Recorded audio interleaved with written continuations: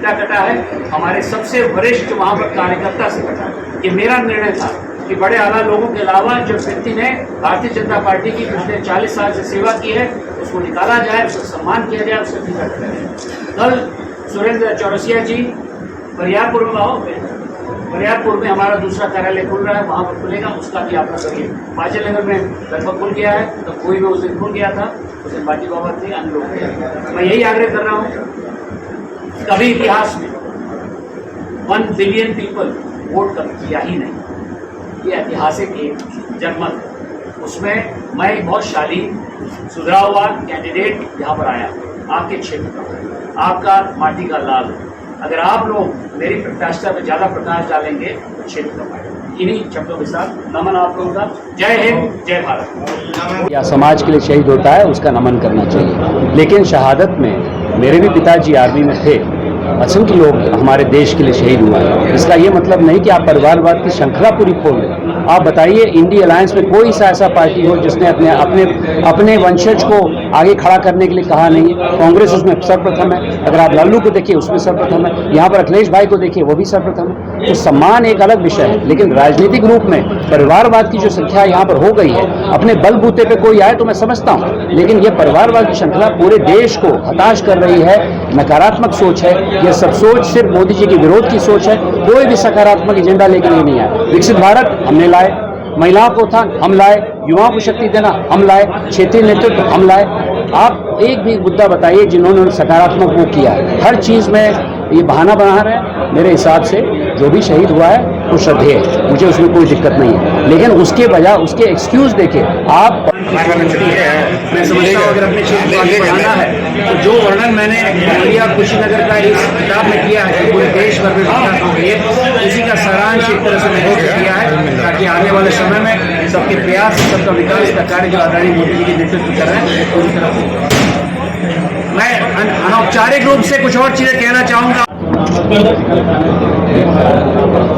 मनोज जी, लोकसभा का चुनाव चल रहा है, क्या परिदृश्य दिख रहा है देवरिया लोकसभा क्षेत्र का, जी बताएं। सर्वप्रथम मैं भारतीय जनता पार्टी को बहुत बहुत धन्यवाद देना चाहता हूं कि उन्होंने मुझे यहां पर मोदी जी का सैनिक बन के भारतीय जनता पार्टी का प्रत्याशी बना के भेजा है।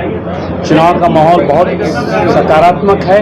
भारतीय जनता पार्टी ने पिछले 10 साल से जितना काम किया है मोदी जी के नेतृत्व में, उतना काम अतुल्य है और उसके होते होते जनता उत्साहित है, मेरे कैंडिडेचर पे उत्साहित है, भारतीय जनता पार्टी के कार्यकर्ता उत्साहित हैं और मैं समझता हूँ पूरे देवरिया संसदीय क्षेत्र में जिसका भ्रमण मैंने कर लिया है।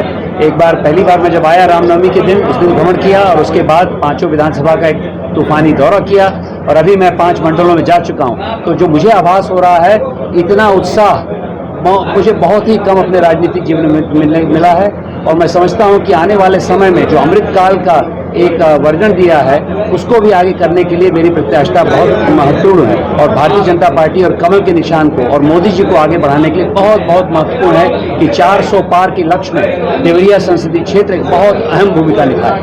एक नया देवरिया बनाने का आपका सपना है, इसको कैसे पूरा करें? देखिए, नया देवरिया आदरणीय प्रधानमंत्री मोदी जी यहाँ पर प्रदेश में योगी जी के नेतृत्व से प्रभावित है। उन लोगों ने विकसित भारत का जो संकल्प लिया है, उसी तरह मैंने भी विकसित देवरिया का संकल्प लिया है और एक पुस्तिका भी है, यदि आप लोगों को समय पड़े तो उसको करिए अमृतकाल का देवरिया। उसमें अगले 25 साल का जो संरचना आदरणीय प्रधानमंत्री मोदी जी ने पूरे देश को दी है, उसी प्रकार उससे 5 साल की संरचना हम लोगों ने बनाई है कि 5 साल में कैसे हम लोग उसका एक बहुत बड़ी भूमिका, एक नींव रखें ताकि उसके ऊपर एक सशक्त इमारत बना सकें। उसके लिए 2-3 बिंदु बनाना चाहता हूँ।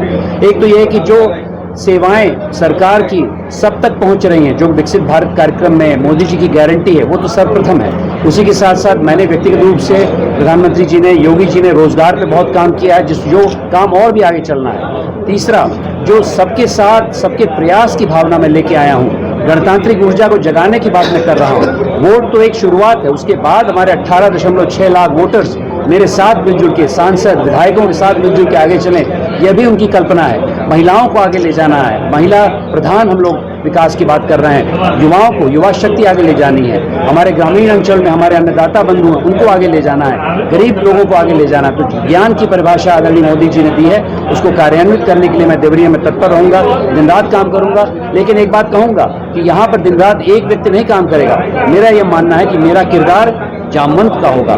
मैं यहाँ की छुपी हुई ऊर्जा को उठाने का भी काम करूंगा। ये भी मोदी जी से प्रभावित है। हमारी पार्टी का जो लक्ष्य है, जो हमारे दीनदयाल जी ने कहा था, एकात्म मानववाद, हर व्यक्ति को, हर वर्ग को, हर समाज को साथ लेके चले, यही मेरी अवधारणा है। इसी के लिए मैं यहाँ पर प्रस्तुत हूँ।